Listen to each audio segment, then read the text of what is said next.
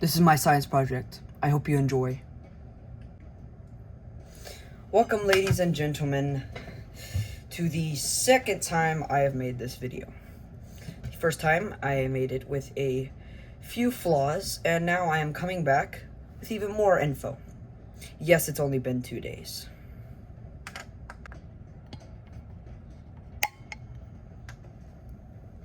Where did we come from? Were we made on accident? Were we designed on purpose? Today I'm answering one of the biggest questions and arguments in all of history: creation versus evolution, and why I think all the evidence points to a creator.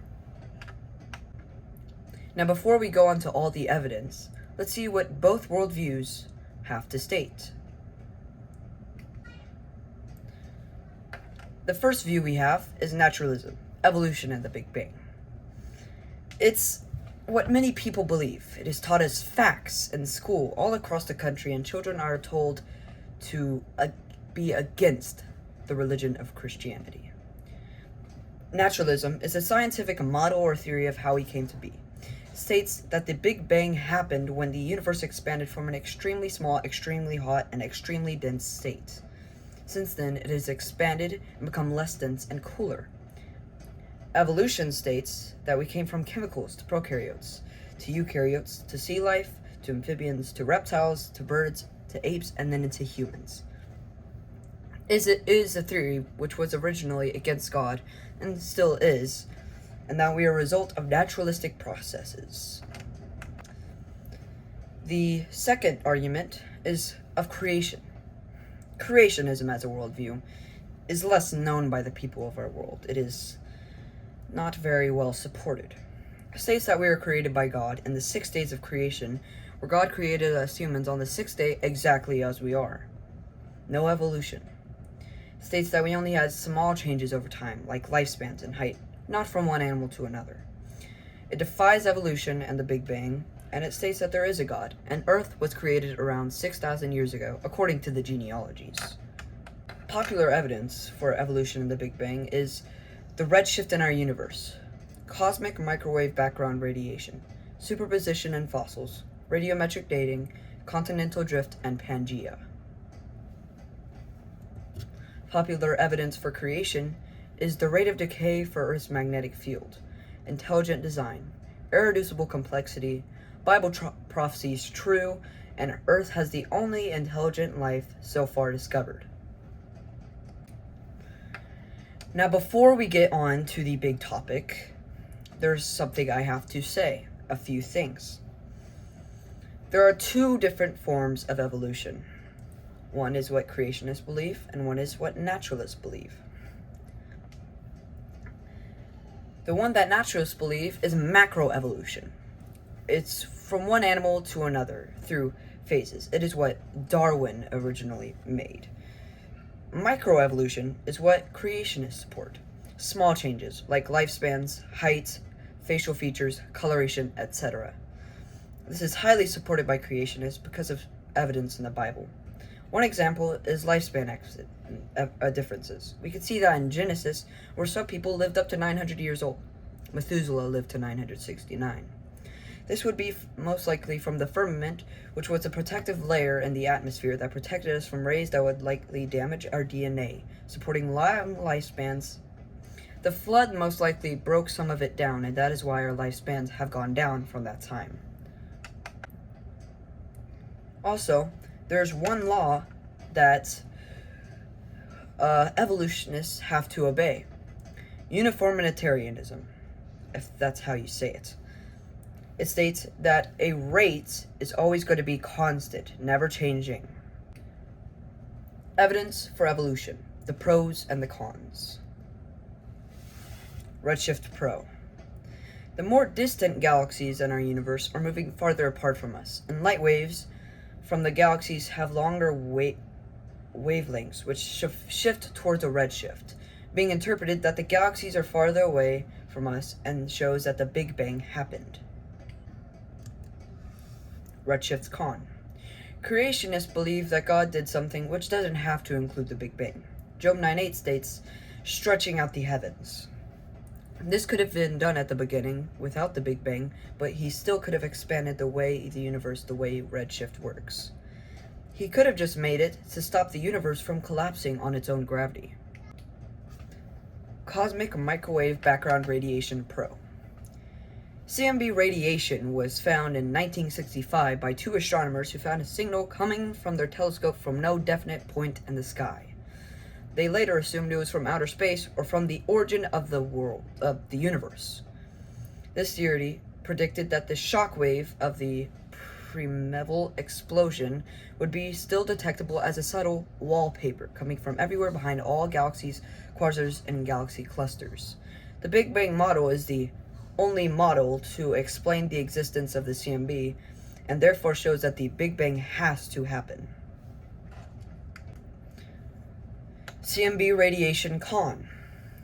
This might be one of the most difficult things for creationist scientists to explain, but that doesn't mean that there isn't a fair argument against it. One example is there are small-scale anisotrophies associated with the Big Bang, but there are also slight hints of large-scale anisotrophies. Because the Big Bang assumes isotropy, these large-scale anisotropies should not exist. Also, the odds of CMB are it's almost perfect, and it's very confusing if you look at the Big Bang from happening accidentally.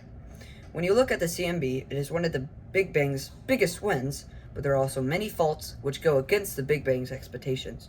Overall, it is statistically unstable and not to be trusted.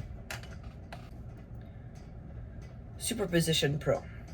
Superposition shows that there are many layers in the year. Scientists study these layers and interpret them to be a certain number of years each layer, and these layers, all added up, equal millions of years. They date how old these layers are by looking at fossils and their time period, the time period of those fossils, and also using dating methods like radiometric dating. Superposition con. The creationist argument against superposition is that the layers happen faster than the scientists assume. A great example is the eruption of St. Mount Helens. When the volcano erupted, multiple layers were made in one afternoon, and not over a span of 1,000,000 years. The Great Flood also could have very well added many layers during the span of those 40 days and nights of rain and global flooding. Fossils and radiometric dating pro. Scientists date fossils and rocks with radiometric dating, where they find radioactive rocks or fossils, and then there is a process called where uranium slowly decays to lead, which has been proven in a lab. To date a radioactive rock, geologists first measure the parent radioisotope, such as uranium-238 or potassium-40. They also measure the daughter isotope, such as lead-206 or argon-40. Based on these observations, and the known rate of radioactive decay, they estimate the time it has taken for the daughter isotope to accumulate in the rock. This helps scientists make an assumption of how old a certain fossil is. Now, for the con side, there are 3 flaws to radiometric dating. Number 1, the scientists were not there when the rocks were there. They assume that there was a 100% parent isotope and don't take in the fact that there could have been a 50-50 ratio or a 90-10 ratio of parent and daughter isotope. Number 2 is that they assume that there has to be no contamination. There's rainfalls and rivers where uranium or lead can be carried through the sediment rock, and stay there. This would throw off the scientists' data and make it impossible to actually predict the time. Number 3 is that we don't know if the data is truly constant for all time because we only have data for around 100 years. So that's why they believe in uniformitarianism. Continental drift and Pangea Pro. For supposed evolution to happen, it must take millions or billions of years. That's what the model states. Now, if we look at continents and sort of move them around, we can form a sort of supercontinent, otherwise known as Pangea. Now, how did these continents move apart? There's a process called continental drift, and the continents move apart at around 1.5 to 2 centimeters away from each other per year. If we took all the data, the continents would have to have been this far away for millions of years. Continental drift and Pangaea Con. Creationists have a very good argument for this piece of evidence. The first is that of runaway subduction. When an oceanic and continental plate collide, dense rocks slide under less dense rocks in a process called subduction.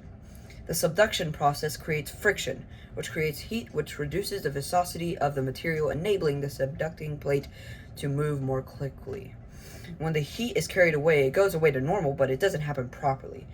The plate descends even faster. This is called runaway subduction and causes plates to move at speeds of meters per second rather than centimeters per year.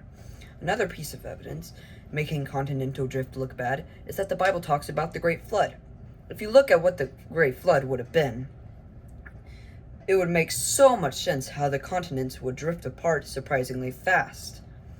Also, the only evidence for Pangaea is that you can sort of put the continents together, and they don't even line up that perfectly. We could just say that them lining up together is a coincidence, and that Pangaea never existed. Evidence for creation. Decay of Earth's magnetic field Pro. The Earth's magnetic field is currently on half-life. If we take measurements, we would find a rate of decay that has been constant for around 100 years. If we went back 6,000 years with this rate of decay, how old creationists think the Earth is?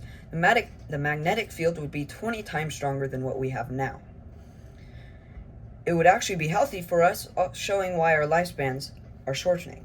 But if we went back to around 60,000 years ago, not even close to how old naturalists say the Earth is, the magnetic field would be as strong as a neutron star and would rip our atoms apart, showing that the Earth has to be below 10,000 years old.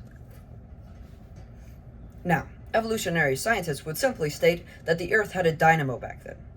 The dynamo theory describes the process through which a rotating, convecting, and electrically conducting fluid can maintain a magnetic field over astronomical timescales. It basically stops the magnetic field from becoming too powerful. But this is just another theory which has no evidence and has never been proved in a lab. Otherwise, they say that the rate of decay hasn't been constant since we only have rules for around 100 years. But that goes against uniformitarianism, and they have to follow that rule. Intelligent Design Pro. One of the most important pieces of evidence for creation is that we are very well designed. It could not have been possible by accident. We are so very well designed because we have perfectly designed reproduction systems, our DNA is perfectly designed, and other animals have perfect designs too. It supports an intelligent designer, otherwise known as God. An example is, you wouldn't think that billions of years and the right components would all go together to create a car, would you? Now, that's insane. Well, if you think that the thought of humans happening on accident over billions of years, that's a whole nother level of insane ideas. Evolution says that we change over time, and this is how we are so perfect. But with mathematical odds, even with the billions of years of the evolution happening, are in 1 in 10 to the power of 60, or 1 in a number that I cannot read. I will put it up on the screen. Irreducible Complexity Pro.